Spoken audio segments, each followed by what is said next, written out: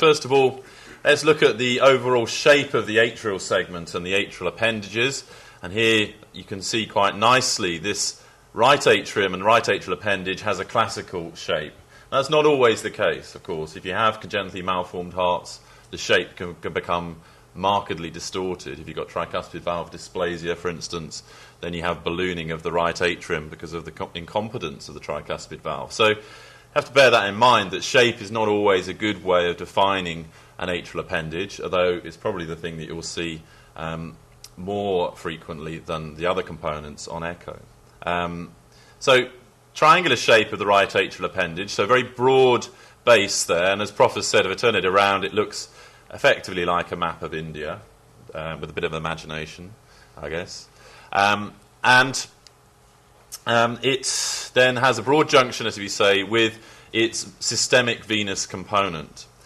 And when we look inside the right atrium, you'll see that that junction is quite distinct. So we have, within the appendage, on the inside of the appendage, we have this sort of web-like arrangement of strips of muscle, the pectinate muscles here, which are slightly thicker, interposed and interdigitated really with the thin wall of the right atrium. And I just want to show you, if I put my light to the other side of the right atrium, hopefully that's showing up, you can see how thin that wall is in between those pectinate muscles. So, an obviously important thing when you're sticking things into the right atrium. You've got this array of pectinate muscles then, which extends above and from this region here, which we'll come on to in a minute. And then the other border of the pectinate muscles is this bar of muscle within the right atrium. And this is the terminal crest, crista terminalis if you want to use the Latin, but terminal crest is a lot easier to pronounce. So that's a broad band of muscle there that marks the junction of the pectinate muscles with the systemic venous component. Because when you look at the systemic venous component, when we open it up, we've opened up both the superior caval vein at the top and the inferior caval vein at the bottom, you'll see that the wall between those two vessels should be and is essentially smooth muscle. So very different to the remainder of the right atrium. Now, that's two of the components there. We've seen the pectinate muscles there. We've seen the systemic veins, so we've seen the venous component of the right atrium. What you're looking at here, and I've shown you already on FAS, is the atrial septum. We'll cover that in more detail in a later session, but that's one of the other components of the right atrium. And then the other component we need to look at then, and it perhaps is a bit more difficult to understand, is this vestibular component. And you'll see that it's effectively a smooth region, a smooth ring of muscle which surrounds and is above the attachment of the tricuspid valve. So here you see the tricuspid valve hinging from the AV junction, and the component above that is effectively a smooth ring of muscle. Now, if I show you another heart, just briefly, in which we've taken away the part of the atriums. So this is the apex of the heart. This is the atrial segment, which we've removed to taken away the great arteries.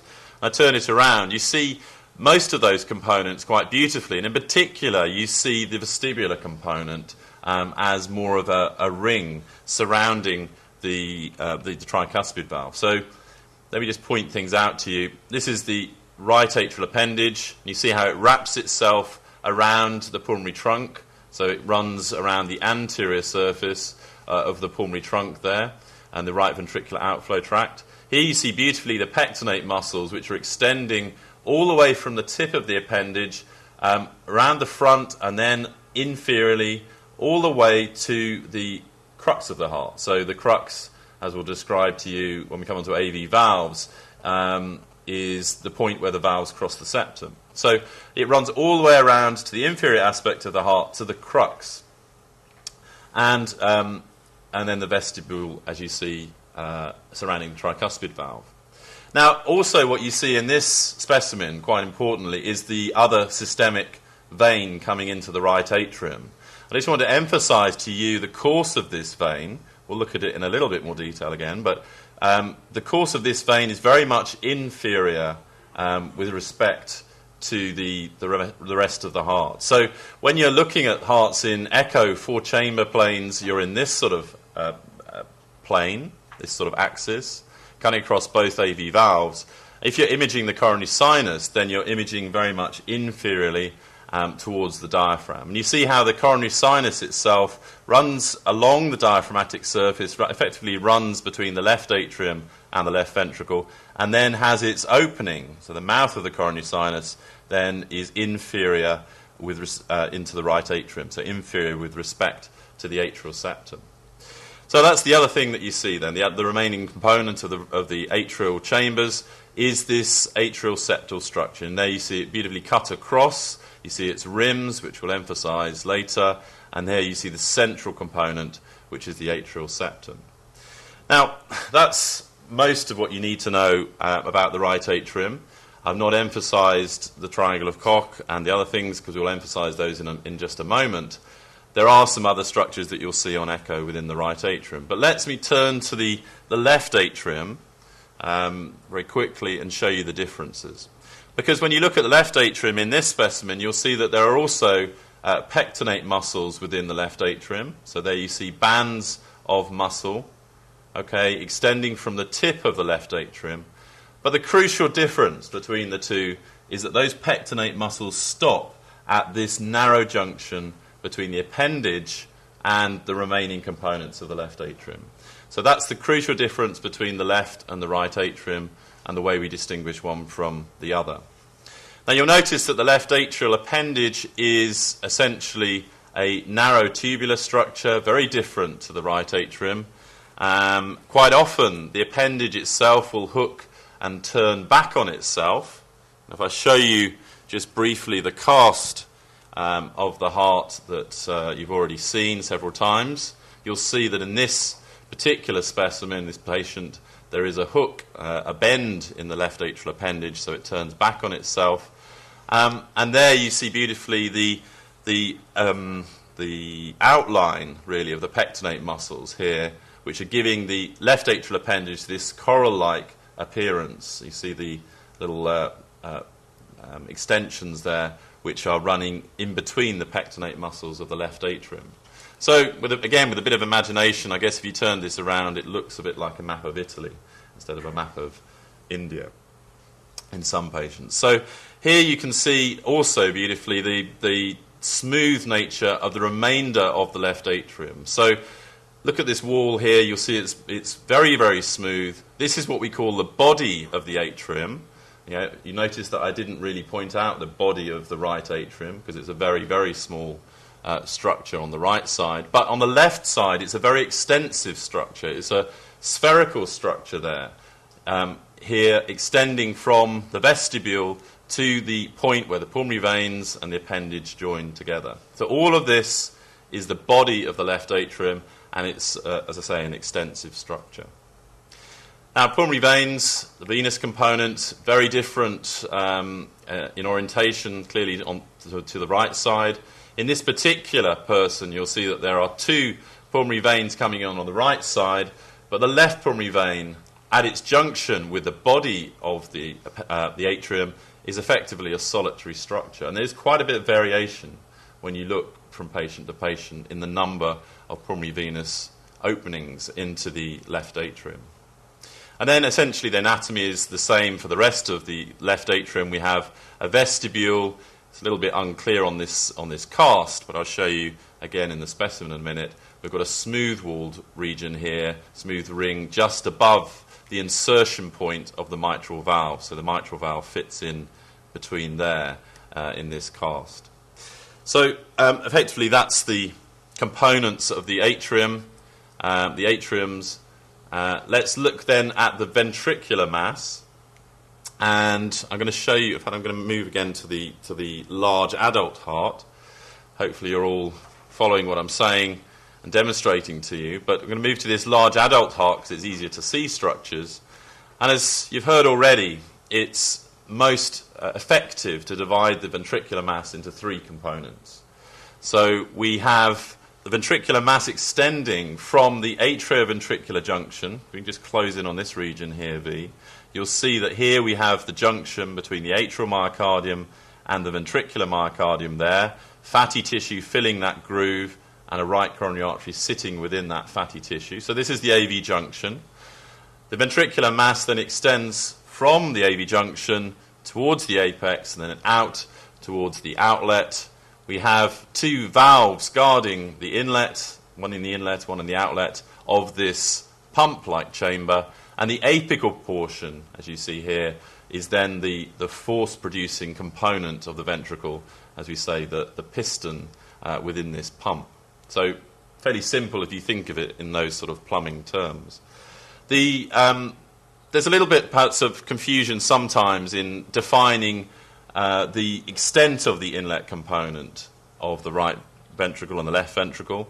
Really, the best way is to look at the distal attachment of the papillary muscles, and this is effectively the extent of the inlet component in this heart. The apical component then is fairly straightforward. And you'll notice when I show you the left side that there's a difference between the apex of the right and the left, which we're going to come on to in just a minute. And then the outlet component is fairly straightforward. Perhaps the best marker between the apical and the outlet component is this band of muscle here, which we call the septomarginal trabeculation. I'm going to point that out to you in this normal session because it does become very important when we come to look at congenitally malformed hearts. This is a crucial structure.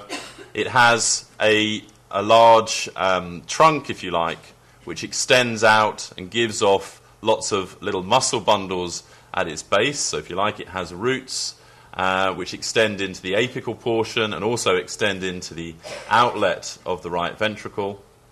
And then it has two arms. It has one arm which points towards the central fibrous body, to the center of the heart just here, gives rise to the medial papillary muscle, and another arm which points towards the pulmonary trunk. Now you'll notice that there's a variation in the structure, or there's some variation in this muscle between hearts, and in this heart perhaps it's a little bit less distinct than others. But let me just show you this second specimen, which I think it shows it quite nicely. We've windowed the right ventricle here to show you the septomarginal trabeculation. So again, it's quite a broad muscle band here. It's called the septal band in the States. It's a broad muscle band here. So it gives rise to muscle bundles towards its root here, which run into the apex, and then has two arms, one pointing towards the medial papillary muscle and one pointing directly up towards the pulmonary artery, pulmonary valve. The reasons for that will become apparent as we go through the course. It gives rise to a band which you'll often see on echo, which is the moderator band, which crosses the cavity from the septum towards the anterior papillary muscle. So essentially, we need to divide the right ventricle into those three components that I've described to you. We can do exactly the same on the left side of the heart. The structure is different. The relationships of the valves one to another is very different. So as we'll see when we come on to the next session, the valves approximate much more closely together. But we can nonetheless divide this into inlet components. So here is the inlet component of the left ventricle, running to the limit, really, of the papillary muscles here. The apical component, which you see is very different to the right side of the heart, and then the outlet component leading up to the aortic valve. So when you're looking at congenitally malformed hearts in particular, you'll see the utility in dividing the ventricle into these three main components. So the final bit that we need to look at then is the arterial segment. Fairly straightforward once again. Fairly easy, I think, most times to distinguish aorta from the pulmonary trunk. But let me just show you the relationship of the aorta and the pulmonary trunk in particular, and their course as they run across the thorax. Because I think you're obviously very experienced at imaging and looking at echo planes, but I think even when you come to look at different age groups, you look at things in different ways, then it become more difficult to appreciate the relationship of one structure to another. So as I've said to you already, the pulmonary trunk sits to the right side of the aorta, and sits on top of the aortic valve. And then effectively the pulmonary trunk has a very short non-branching segment. So this is the true trunk, the true pulmonary trunk, as we say, commonly mistermed the main pulmonary artery. Better to call it the pulmonary trunk. And then you can see that it branches off quite soon into the right pulmonary artery, which runs really across the thorax, runs behind the ascending aorta, which is a smooth, non-branching structure there, and then runs behind the superior carpal vein to reach the right lung. Now, it runs underneath this small vessel, which is the azygos vein, which is coming into and joining the superior carpal vein there. So this is the azygos vein. And then the right pulmonary artery actually sits in front and runs and branches in front of the right bronchus, which we've cut across there. So the relationship on the right side is very much an anterior-posterior relationship between the bronchus and the pulmonary artery itself. And the pulmonary trunk then branches also into the left pulmonary artery, and the left pulmonary artery has a slightly different course.